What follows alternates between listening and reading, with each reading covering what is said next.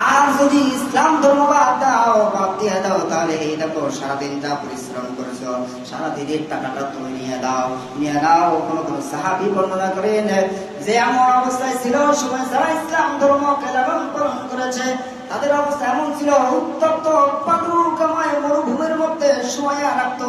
আর বলা হতো একমাত্র আল্লাহ ধর্ম বাদ দিয়ে আমাদের মূর্তি পূজায় চলে আসে, বলে নাউজুবিল্লাহ।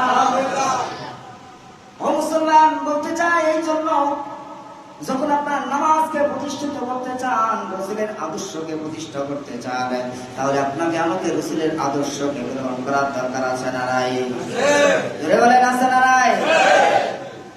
সময় তো সংক্ষিপ্ত, জুমার বয়ানে মজার আলোচনা আপনারা শুনতে পারবেন না। হ্যাঁ, 50% মানুষ আছেন যারা চায় যে রাসূলের আদর্শ শুনি, বক্তব্য শুনি, আর 50% মানুষ চায় না এখান থেকে হকের আওয়াজগুলো আসুক।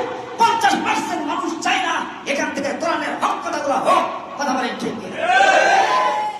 চায় না, এই উম্মতের ভালো চায় না। আপনার সন্তানটা আজকে মদ খাক, গাঁজা খাক, একবারও গিয়ে নিষেধ করবে না, বাবা তুমি মদ খাও না। যখন আপনি নামাজের দিকে ধাবিত হবেন, আল্লাহ রাসূলের টুপিটা মাথায় দিবেন, পাঞ্জাবিটা মাথায় দিবেন, আপনাকে জঙ্গি বলে, মৌলবাদী বলে এই সমস্ত লোকরাই গালি দিবে। বিশ্বাস না হয় হাতে আর কলম নেন, যারা দেখবেন যে বিরোধিতা করছে এদের লিস্ট